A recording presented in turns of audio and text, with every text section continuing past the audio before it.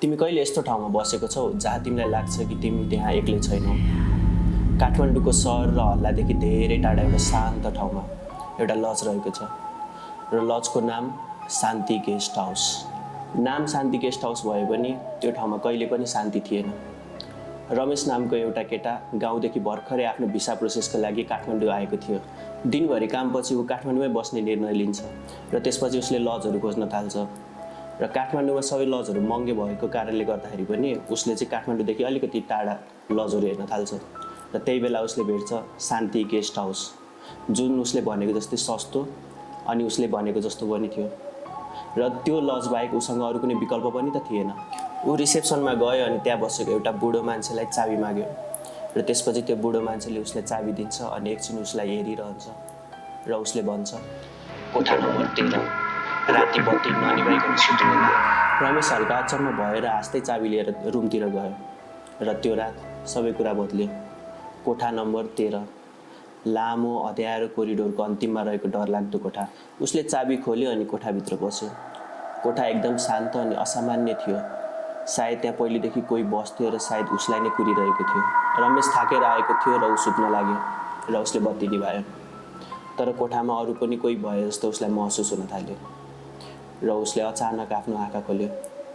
झ्यालतिर हेर्दा एउटा कालो छाया जस्तो चिजले उसलाई नै हेरिरहेको थियो र त्यो देखेपछि ऊ झस्किएर अचानक उसले बत्ती बाल्यो र त्यहाँ हेर्दाखेरि कोही पनि थिएन।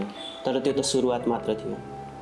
दोस्रो दिन उसले त्यो बुढो मान्छेले भनेको कुराहरू याद गर्छ र यो दिन चाहिँ उसले बत्ती ननिभाइकन सुत्छ। तर रातको बिचमा उसको आँखा अचानक खुल्यो र योचोटि उसले ऐनामा हेर्छ र आफ्नो पछाडि एउटा मान्छे देख्छ, कालो, स्थिर अनि शान्त भएर उसकै आँखामा हेरिरहेको थियो र त्यो देख्न साथ ऊ सिधा पछाडि फर्केर हेर्छ तर त्यहाँ कोही पनि थिएन। उसले फेरि ऐनामा हेर्छ र ऐनामा त्यो कालो चिज त्यहीँनिर उभिरहेको थियो र अब सुरु भइसकेको थियो उसको डर। तेस्रो रात ऊ सधैँ चाहिँ आफ्नो काम सकाएर लजतिर फर्किन्छ र योचोटि उसले आफ्नो कोठामा जान पनि मन थिएन तर आखिरमा जानै पर्यो र योचोटि उसले ऐनामा नहेर्ने निर्णय गर्छ र आफ्नो कामहरू सबै सकाएर सुत्नतिर लाग्छ। उसले बत्ती पनि निभाएको थिएन र अचानक 12 बजे त्यो बत्ती आफै निप्छ। कोठा पुरै अन्धकार हुन्छ र उसले मोबाइलको टर्च बाल्छ र उसले आफ्नो टर्च बिस्तारै ऐनातिर फर्काउँछ र ऐनामा योपालि ऊ नै थिएन।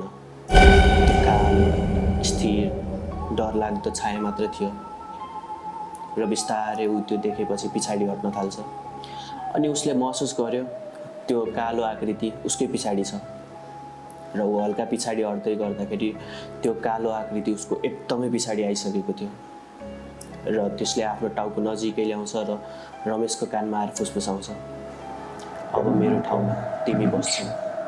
अर्को बिहान त्यो रिसेप्सनको बुढो मान्छे कोरिडोरमा जान्छ र कोठा नम्बर 13 खुल्ला हुन्छ। उसले ऐनामा देख्छ रमेश उभिरहेको थियो, आँखा कालो, स्थिर शरीर अनि शान्त। सायद उसले भनिरहेको छ कि ऊ अब त्यो कोठाबाट बाहिर निस्किनै सक्दैन। केही कोठाहरू कहिल्यै खाली हुँदैनन्, त्यहाँ बस्ने मान्छे मात्र बदलिन्छन्। कोठा नम्बर 13 मा पनि पहिला अरू कोही बस्थ्यो र अहिले रमेश त्यो कोठाको हिस्सा बन्न पुगेको छ र सायद आउने दिनहरूमा म या तपाईँ पनि त्यो कोठाको हिस्सा बन्न सक्नेछौँ। नमस्कार, म सन्तोष घिमिरे यहाँहरूलाई स्वागत गर्न चाहन्छु डरको घर च्यानलमा। यदि यहाँहरूलाई पनि हाम्रो स्टोरीहरू मनपर्छ भने लाइक गर्नुहोस्, सब्सक्राइब गर्नुहोस् र बेल आइकन दबाउनुहोस्। धन्यवाद।